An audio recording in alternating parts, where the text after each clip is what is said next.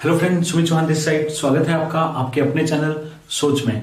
दोस्तों, आज का जो वीडियो रहने वाला है वो बहुत ही अलग वीडियो रहने वाला है। आज हम जानेंगे एक कंपनी के ऊपर, एक कंपनी का स्ट्रगल जानेंगे। आज हम जानेंगे कि कैसे गवर्नमेंट की जो वो है, क्या बोलते हैं, जो ढीलापन है, जो एक तरीके से हम बोल सकते हैं, जो गवर्नमेंट का सीरियस ना लेना डायरेक्ट सेलिंग इंडस्ट्री को, उसका जो अंजाम है, कैसे एक कंपनी को भुगतना पड़ सकता है। और उन सब चीजों के बावजूद कैसे वो कंपनी जो है वो कभी भी बैक डाउन नहीं करती, वो कंपनी हार नहीं मानती। वो कंपनी का सब कुछ लुट जाने के बावजूद भी वो कंपनी बोलती है कि मेरा सब कुछ भी लुट गया, लेकिन मैं उसके जो लोग थे वो उसके साथ जुड़े रहे, जिसकी वजह से उसने सब कुछ दोबारा पा लिया और आज वो कंपनी दोबारा से स्टैंड हो रही है। तो दोस्तों, ऐसी एक कंपनी की बात करेंगे, ऐसी करेजियस कंपनी के ऊपर आज हम बात करेंगे। क्योंकि आपको पता है हमारे साथ प्रॉब्लम क्या है कि हम डायरेक्ट सेलिंग इंडस्ट्री के अंदर तो काम कर रहे हैं, अलग अलग कंपनियों के अंदर, सबकी अलग यार हजारों कंपनियां हैं। मैं ये नहीं कह रहा कि मैं क्या बोलते हैं, इस कंपनी जिसका हम रिव्यू करेंगे, मैं कह रहा हूं ये अच्छी, मैं कह रहा हूं हजारों कंपनियां हैं जो अच्छी कंपनी है, जिनमें लोग काम कर रहे हैं। और उन कंपनी में लोग काम जो कर रहे हैं उनको भी नहीं पता कि यार क्या हुआ है, हमारे किन लोगों का त्याग, किन लोगों का बलिदान, मैं एक तरीके से बोलना चाहूंगा, कि किन लोगों ने अपना सब कुछ लगा दिया सो डेट कि इस इंडस्ट्री में जितने भी लोग हैं उनका फायदा हो सके। गवर्नमेंट अपने दिमाग खोले, गवर्नमेंट इस इंडस्ट्री को जाने, इस इंडस्ट्री के लिए लॉ लेके आए, इस इंडस्ट्री के लिए गाइडलाइंस लेके आए, तो वो कंपनी उसका स्ट्रगल जानेंगे पूरा का पूरा कि कैसे किया उस कंपनी ने ये सब कुछ। तो दोस्तों, जिस कंपनी की मैं बात कर रहा हूं उसके बारे में हर डायरेक्ट सेलर को पता होना चाहिए कि यार क्या है उस कंपनी की स्टोरी। और ये जरूरी इसलिए है दोस्तों, अगर मैं आपके सामने बताना चाहूं कि क्यों मैं इस कंपनी के ऊपर वीडियो बना रहा हूं, क्योंकि मैं बहुत बार अपने कमेंट सेक्शन में देखता हूं कि लोग मेरे से पूछते हैं, सर आरसीएम का रिव्यू करो, सर आरसीएम के बारे में बताओ। और नीचे बहुत सारे लोग जिनको क्या तो एजुकेशन नहीं है या वो गधे हैं, नीचे कमेंट लिखते हैं, अरे आरसीएम वो कंपनी जो भाग गई थी, अरे आरसीएम वो कंपनी ये तो पहले भी भाग चुकी है। हाँ, इस तरीके की जो फालतू की बातें करते हैं, जिनको नहीं पता एग्जैक्ट स्टोरी क्या है। तो मैं आज आप लोगों के साथ वो स्टोरी, वो एक कंपनी का अगर मैं बोलूं तो एक ये स्टोरी नहीं है एक्चुअल में, ये सिंपल स्टोरी नहीं है जो कंपनी की, जो मैं आपके साथ शेयर करने वाला हूं। मैं आप लोगों के साथ अगर शेयर करूं तो मैं उस कंपनी की द स्टोरी ऑफ अनफ्लिंचिंग करेज जो है वो मैं आपके साथ शेयर करना चाहूंगा। किसकी? दी आरसीएम। मैं दी इसके सामने बहुत ही ज्यादा सोच समझ के लगा रहा हूं दोस्तों। आपको पता है दी हम बहुत ऐसी जगह पे लगाते हैं जो हमें लगता है कि जो कोई बेस्ट चीज है ना, या बहुत रिस्पेक्टेबल चीज के सामने हम दी लगाते हैं। तो दोस्तों, इसलिए मैं यहां पे दी आरसीएम लगा रहा हूं। और इसकी जो अनफ्लिंचिंग करेज है, अनफ्लिंचिंग मतलब लाख मुसीबत आ गई यार, सब कुछ लूट गया इनका ना, मतलब एक तरीके से आप समझ रहे हो कि गवर्नमेंट की ना समझी ने इन लोगों को, एक उभरती हुई कंपनी को जो 2011 से पहले जिस स्पीड से ग्रो कर रही थी, आज शायद इंडिया की नंबर 1 कंपनी होती। आप समझ रहे हैं, उस कंपनी को जो एक्सपोनेंशियली ग्रो कर रही है, गवर्नमेंट की ना समझी ने कैसे उस कंपनी को बिल्कुल घुटनों पे ला दिया, कैसे बंद कर दिया उस कंपनी को 11 महीने तक। और वो कंपनी फिर भी अपने एसोसिएट का जो ट्रस्ट था उस कंपनी के ऊपर, उसने बिल्कुल चमत्कार कर दिया, पूरी की पूरी गवर्नमेंट को झुका दिया। आप समझ रहे हैं, पूरी की पूरी दिल्ली से लेकर राजस्थान तक पूरा का पूरा झुका दिया उन लोगों ने। और लास्ट में जिन लोगों ने बैन किया था, जिन लोगों ने उस कंपनी, जिन लोगों की वजह से उस कंपनी के प्रमोटर्स को अरेस्ट किया जा रहा था, उन्हीं लोगों ने उसी स्टेट में जाके लॉ लेके आए डायरेक्ट सेलिंग के लिए, और एक ऐसी जीत पाई जिसकी वजह से आज डायरेक्ट सेलिंग इंडस्ट्री में जितनी भी कंपनीज काम कर रही है, मुझे लगता है कि ह्यूमैनिटेरियन ग्राउंड पे, या एक होता है ना कि मतलब एक यार ये तो बेसिक चीज है यार, किसी को अगर किसी चीज के लिए किसी ने हमारे लिए कुछ किया है, एक इंडस्ट्री के लिए किसी कंपनी का कुछ त्याग है, तो हम उसको एटलीस्ट रिस्पेक्ट तो दे, उस चीज का हम एटलीस्ट वो तो रखें यार कि हाँ इसने हमारे लिए किया, हम माने तो वो चीज। और उस कंपनी के लिए हम लोग ऐसे वर्ड यूज करते हैं, वो जो भाग गई थी, वो कंपनी जो पहले भी भाग चुकी है। यार जान लो पूरी स्टोरी। तो आज लोगों के सामने मैं दोस्तों आरसीएम की वो स्टोरी शेयर करने आया हूं जो मुझे लगता है कि हर नेटवर्कर को, हर डायरेक्ट सेलर को या हर इंडियन को जानना चाहिए। दोस्तों, स्टोरी शेयर करते हैं, आपको बताता हूं कि क्या है ये स्टोरी, जो रियल स्टोरी है अनफ्लिंचिंग करेज की। इसको आज मैं आपके सामने शेयर करने जा रहा हूं दोस्तों, आरसीएम की। दोस्तों, 1 दिसंबर 2011 को राजस्थान के अंदर गोल्ड सुक का स्कैम होता है। और गोल्ड सुक का स्कैम हुआ तो वही चीज हुई जो हमारे यहाँ पे होता है, जैसे क्रिप्टो के अंदर हुआ था। क्रिप्टो जुलाई में गवर्नमेंट ने बोला कि क्रिप्टो बैन कर दो, और सितंबर में अपने जो ऑफिसर्स हैं उनको बाहर भेज रही है सीख के आने के लिए कि अरे पता तो कर गया क्रिप्टो क्या होती है। मेरे भाई जब तुम्हें पता ही नहीं है क्रिप्टो क्या होती है, तुमने क्रिप्टो बैन कर दी, जुलाई में बैन कर रहे हो, सितंबर में सीखने जा रहे हो। भाई पहले जुलाई में सीखने चले जाते ना पहले, सो डेट की जो जितने हमारे आज यंग स्टार्टअप्स, जितने हमारे ब्रिलियंट माइंड्स आज माल्टा में, मलेशिया में जाके चले गए हैं, अब उसकी वजह से हमारे देश का लॉस हुआ, हमारे देश का यूथ का, हमारे कंट्री पे से विश्वास उठ के उन बेचारों को बाहर जाना पड़ा।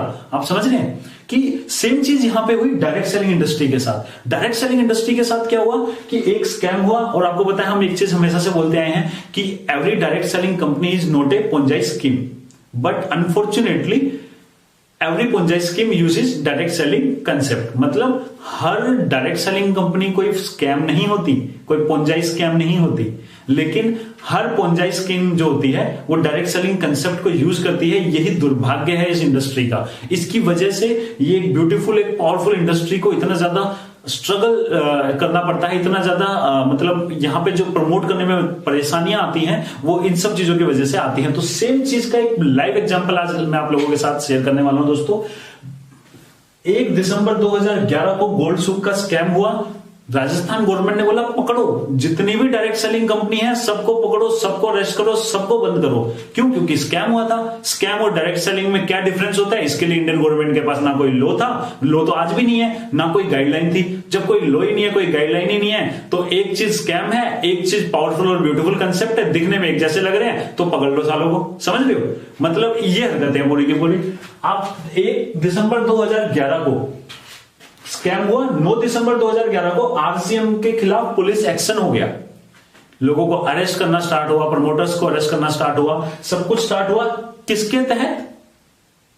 सुओ मोटो करके एक चीज होती है, एक कंसेप्ट सुओ मोटो। लोग अगर आप पढ़ोगे आप इसके बारे में, तो दोस्तों सुओ मोटो क्या होता है, एक तरीके से पुलिस को अगर लगता है कि कोई कंप्लेंट नहीं होती, आप ध्यान से सोचिए कि किसी ने भी कोई कंप्लेंट नहीं की थी आरसीएम के अगेंस्ट। सिंपल क्या हुआ था, सुओ मोटो लॉ जो है हमारा, उसमें क्या होता है, ऑन इट्स ऑन मोशन। मतलब अगर पुलिस को लगता है किसी टाइम पे कोई स्कैम और पुलिस को लगता है कि इससे रिलेटेड काम कोई भी कंपनी कर रही है, वो उसको सिर्फ अपनी तरफ से बंद करना चाहे कंप्लेंट ना हो, वो अपनी तरफ से एफआईआर करके उसको बंद कर सकती है। सुओ मोटो होता है कि यार हमें लग रहा है कि ये भी हो सकता है, चाहे कंप्लेंट नहीं आई है लेकिन हमें लग रहा है, तो उसके तहत इनको लगा स्कैम हुआ है गोल्ड सूक का।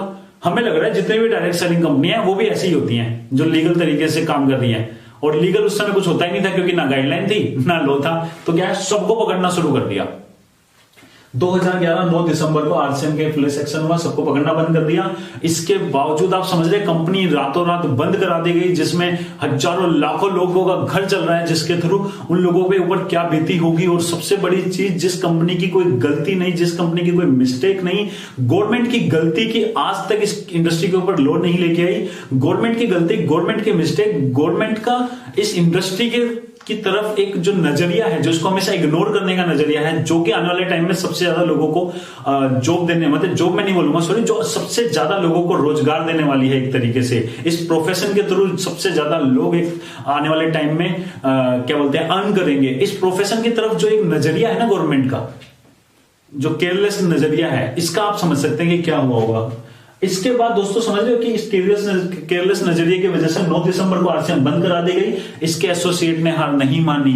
आप समझ रहे हैं, दिसंबर को बंद हुई, पूरा दिसंबर, पूरा जनवरी, पूरा फरवरी कंपनी में किसी को 1 रुपया नहीं आया, कंपनी बंद हो गई, किसी को किसी का कुछ नहीं पता, प्रमोटर भाग रहे हैं क्योंकि पुलिस उनको पकड़ रही है जबकि उनकी कोई गलती भी नहीं है। आप समझ रहे हैं। उसके बाद सारे के सारे लोगों ने इन्होंने बोला नहीं, हार नहीं मानेंगे, हार बिल्कुल नहीं मानेंगे, गलत नहीं है, गलत वो कंपनी थी, लेकिन वो कंपनी और एक डायरेक्ट सेलिंग कंपनी में जमीन आसमान का फर्क होता है।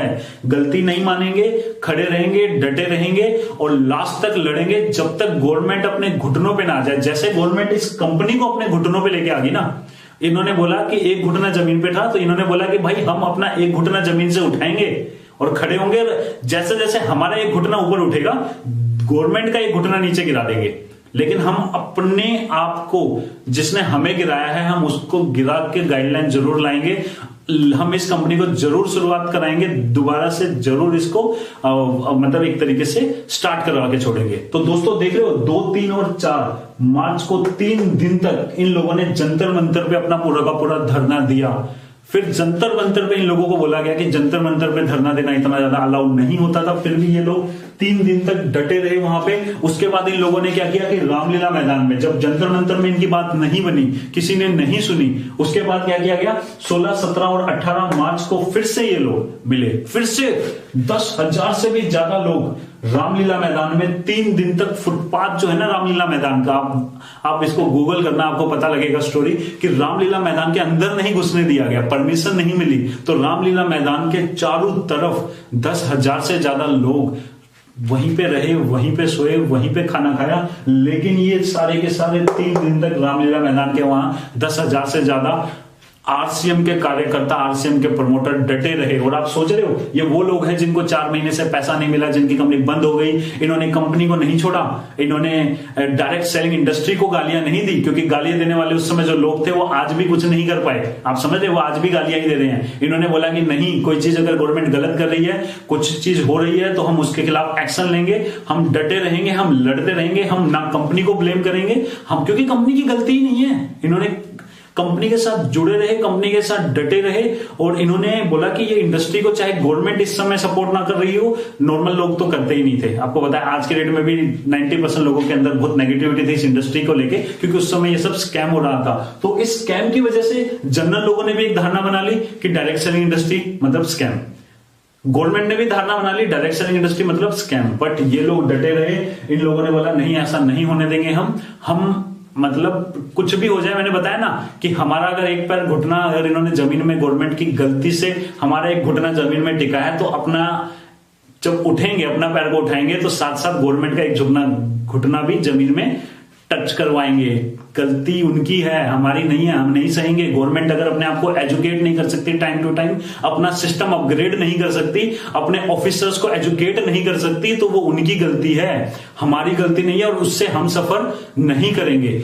दोस्तों 16, 17, 18 मार्च को 3 दिन तक रामलीला मैदान में हुआ। सिर्फ एक डिमांड थी इनका, ये डिमांड नहीं थी कि आरसीएम दोबारा ओपन हो। इनकी डिमांड क्या थी कि एमएलएम के ऊपर लॉ आए, एमएलएम के ऊपर गाइडलाइंस आए, लॉ आए, ताकि एमएलएम इंडस्ट्री को लोग स्कैम से डिफर कर सकें, लोग जान सकें कि आज जो इन सब स्कैम्स की वजह से डायरेक्ट सेलिंग इंडस्ट्री का बदनाम हो रही है, तो लोग जान सके कि यार MLM direct selling network marketing industry जो है वो टोटली डिफरेंट है, और स्कैम टोटली अलग चीज होती है, डायरेक्ट सेलिंग अलग चीज होती है। ये डटे रहे। उसके बाद रामलीला मैदान में कुछ नहीं हुआ, तो ये वो लोग वापिस आए। आप समझ रहे हैं, 3, 4, 5, 3 दिन यहां, फिर 3 दिन यहां। 19 से लेके 28 मार्च तक 2011 की बात, 19 से लेके 28 मार्च 2011 तक 10 दिन तक ये लोग दोबारा से, दोस्तों समझ रहे हैं आप, दोबारा से ये लोगों की एक ही डिमांड थी, एमएलएम पे लॉ आए। दोबारा से ये लोग 10 दिन पे फिर से जंतर मंतर पे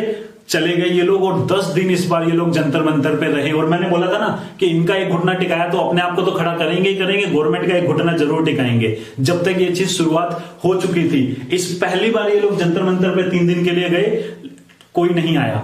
दूसरी बार ये 3 दिन के लिए रामलीला मैदान गए, 10,000 से ज्यादा लोग इकट्ठे हुए, कोई नहीं आया। लेकिन जब इस बार ये दोबारा से गए 10 दिन के लिए, जंतर मंतर पे डटे रहे, तो उस समय प्रकाश जावड़ेकर जी, शहनवाज हुसैन जी, अर्जुन राम मेघवाल जी, जो उस समय के एमपी थे, ये सारे के सारे ना मेंबर ऑफ पार्लियामेंट थे, इंदर सिंह नामधारी जी, जो ये सारे के सारे बड़े बड़े नेता, अगर समाज सेवी की बात करो तो मेधा पाटकर जी, ये सारे के सारे लोग मिले आरसीएम के कार्यकर्ताओं से। इन्होंने इनसे पूछा कि भाई आप लोग यहाँ पे बैठे हो, क्या है, होता क्या है? तो इन लोगों ने एक्सप्लेन किया कि ये प्रॉब्लम है, गवर्नमेंट ने हमारी कंपनी के ऊपर अगेंस्ट एक्शन ले लिया, हमारे डायरेक्ट सेलिंग कंपनीज के ऊपर एक्शन ले लिया, जबकि स्कैम और डायरेक्ट सेलिंग इंडस्ट्री में जमीन आसमान का फर्क होता है। गवर्नमेंट की गलती, गवर्नमेंट की एक केयरलेसनेस की सफर कर रहे हैं हम सारे के सारे लोग। लाखों लोग जो आरसीएम के अंदर अर्न कर रहे थे, लाखों लोग जो आरसीएम में बता रहा हूं एक्सपोनेंशियल ग्रो कर रही थी, उसी एक ऐसी कंपनी जो ऐसे ग्रो कर रही है, आप उसको सीधा 0 लेवल पे ले आओ। आप समझ रहे हैं उनका पेन? तो इन लोगों ने जब पूरा का पूरा वो चीज एक्सप्लेन की, इन सब लोगों को एक्सप्लेन की, उसके बाद इन्होंने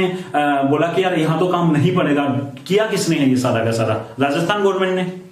वहीं चलो, अब तो वहीं जाएंगे, उनके गढ़ में बैठेंगे और वहीं से लो निकलवा के छोड़ेंगे। तो इन्होंने क्या किया, 7 मई 2012 को, अब 12 आ चुका था, आप समझ रहे हैं, 11 से स्टार्ट हुआ था 9 दिसंबर से, अब आ गया 7 मई 2012 से लेके 7 अक्टूबर 2012 तक। दोस्तों ये होता है 5 महीने। 5 महीने इन लोगों ने उद्योग मैदान जयपुर के अंदर, आप समझ रहे हैं, 5000 से ज्यादा आरसीएम के प्रमोटर, 5 महीने तक। आप सोच रहे हो कि 5000 से ज्यादा आरसीएम के प्रमोटर एक मैदान में डटे रहे। कई लोगों ने अनशन कर रखा था, कई लोगों ने अपनी आंखों पे पट्टी बांध ली इतने दिनों तक कि जब तक आंखों से पट्टी नहीं निकालेंगे, जब तक गवर्नमेंट गाइडलाइन नहीं लाएगी। तो इस तरीके का माहौल, 5000 से ज्यादा लोग वहां पे बैठे हुए, और एक ही डिमांड है कि इंडस्ट्री के लिए लो लेके आओ। तो कंपनी की डिमांड क्या थी, इंडस्ट्री के लिए लो लेके आओ, क्योंकि लो की बहुत ज्यादा जरूरत थी, सो डेट की ऐसी चीज दोबारा ना हो। इस कंपनी के जो, आप समझ रहे कि पेन के अंदर भी इंडस्ट्री के लिए सोच रही है कि हमारे लिए यार हमने जो सहा वो तो ठीक है, बट मतलब लो तो आए, सो डेट किसी और कंपनी को या हमारे को मतलब ये सब चीज दोबारा ना सहनी पड़े, एक लो लेके आए ये लोग। तो दोस्तों फिर इनसे अशोक गहलोत जी मिले, उस समय के जो वहां के सीएम थे, दोबारा इनसे मिले कि यार ठीक है क्या हुआ बताओ। तो इन्होंने बोला सर यही हुआ कि एक घुटना हमारा नीचे टिका दिया था और अब हम अपना घुटना उठाएंगे, कैसे भी हो जाए हम अपना नीचे टिकने नहीं देंगे, अपनी कंपनी को दोनों घुटने नहीं टिकने देंगे सर, क्योंकि दोनों घुटने तब टिकते हैं जब प्रमोटर भी हट जाए, सब हट जाए, तो वो नहीं होने देंगे सर हम लोग। आपकी गलती से हम बहुत सह चुके, लेकिन हम हार नहीं मानेंगे क्योंकि हम सही हैं। डायरेक्ट सेलिंग इंडस्ट्री सही इंडस्ट्री है, एक पावरफुल, एक ब्यूटीफुल इंडस्ट्री है। इस इंडस्ट्री को बिना सोचे समझे आपने एक ऐसा एक्शन कैसे ले लिया। 5 महीने के बाद आप दोस्तों समझ रहे उद्योग मैदान में इनका क्या स्ट्रगल रहा होगा इस कंपनी का। उसके बाद अशोक गहलोत जी ने 5 अक्टूबर 2012 को राजस्थान गवर्नमेंट ने गाइडलाइन इशू की। Rajasthan government issued guidelines. आप समझ रहे हैं कि स्टोरी देखो अपना कहां से स्टार्ट हो रही है, पूरे के पूरे 11 महीने। आप समझ रहे हैं कि 1 दिसंबर 2011 से लेके 5 अक्टूबर 2012 तक अप्रोक्सीमेटली 11 महीने का स्ट्रगल। 11 महीने तक लोगों के पास पैसा नहीं आया, लोगों का घर नहीं चल रहा है, लोग लेकिन डटे हुए हैं अपनी कंपनी के साथ, और लोग कह रहे हैं कि मतलब नहीं गिरने देंगे अपनी कंपनी को दोबारा से उठा के छोड़ेंगे। और इस समय क्या हुआ, अब आप समझ रहे हो, इस समय क्या हुआ कि इस कंपनी की वजह से, ये सारे के सारे स्ट्रगल की वजह से 2012 को 5 अक्टूबर को राजस्थान गवर्नमेंट फर्स्ट टाइम अपनी गाइडलाइन इशू करती है, और कंपनी 7 तारीख को वहां पे धरना खत्म करती है, और 8 तारीख से कंपनी अपने ऑपरेशन स्टार्ट करती है। तो दोस्तों आप समझ रहे हैं, ये है इसकी करेज। और इसलिए मैं बोलता हूं कि दी आरसीएम कि दोस्तों स्टोरी ऑफ अनफ्लिंचिंग करेज, कि हमें जानना चाहिए यार, हम किसी भी इंडस्ट्री में हो, किसी भी कंपनी में काम कर रहे हो यार, जानो तो किसी को, सो डेट कि हमें पता तो हो, हम तभी तो एजुकेटेड कहलाएंगे। हम इंडस्ट्री के बारे में ये नहीं जानते कि यार किसका क्या रोल है इस इंडस्ट्री के अंदर, और हम लोग डायरेक्ट सेलिंग के अंदर काम कर रहे हैं, तो हमें पता होना चाहिए ये सारी की सारी चीजें। और आप खुद सोचो कि इकलौती ऐसी कंपनी, आप समझ रहे हैं, जो डटी रही, जिसकी वजह से लो आए 2012 के अंदर, और यही आगे जाके 2016 के अंदर फिर पूरे इंडिया लेवल पे लो लेके आया गया, मतलब गवर्नमेंट के द्वारा। तो दोस्तों ये पूरा का पूरा स्टोरी है कि 11 महीने ये कंपनी भागी नहीं थी। और मैं आपको एक चीज और बोल देता हूं, जो फालतू की बकवास करते हैं ना कि आरसीएम भाग गई थी, या ये वो कंपनी है जो एक बार भाग चुकी है पहले भी, उन लोगों के मैं बताना चाहूंगा कि इकलौती ऐसी कंपनी है जो खड़ी रही। यही एक ऐसी कंपनी है जो कभी नहीं भागी, जो मैदान छोड़ के भागी ही नहीं, जो सामने आ गई और बोला कि हम लड़ेंगे गवर्नमेंट से, और हम अपनी कंपनी को दोबारा उठाएंगे और गवर्नमेंट के घुटना नीचे टिका देंगे, लेकिन गाइडलाइन जरूर लेके आएंगे। और ये गाइडलाइन लाना ना दोस्तों, यही था इस कंपनी की अचीवमेंट। इस इंडस्ट्री के लिए इस कंपनी का जो ये योगदान था, ये योगदान हम लोगों को नहीं भूलना चाहिए। हम किसी भी कंपनी में काम कर रहे हो, हम या काम ना कर रहे हो, हम एज ए इंडियन ना, हम लोगों को इस कंपनी को हमेशा थैंक्स बोलना चाहिए कि यार इसका जो रोल है वो बहुत इंपॉर्टेंट है डायरेक्ट सेलिंग के लिए। डायरेक्ट सेलिंग के अंदर जो लोग हैं उस चीजों को, इस चीज को जरूर हमेशा अपने दिमाग में रखना चाहिए। तो दोस्तों आज का वीडियो यही था, आप लोगों के साथ मैं शेयर कर सकूं आरसीएम की स्टोरी, और आपको बता सकूं कि कैसे अगर आप सही हैं और आपके लोग आपके साथ हैं, तो आपको चाहे आपके अगेंस्ट पूरा देश हो जाए, चाहे पूरे देश की गवर्नमेंट हो जाए, लेकिन अंत में जीत आपकी ही होगी, बशर्ते आप सही हो। तो दोस्तों थैंक यू। अगर आपको ये वीडियो अच्छी लगी तो इसे आप ज्यादा से ज्यादा शेयर कीजिएगा, सो डेट की आरसीएम की जो स्टोरी है वो हर इंडियन को पता लग सके। थैंक यू दोस्तों, बाय बाय, टेक केयर।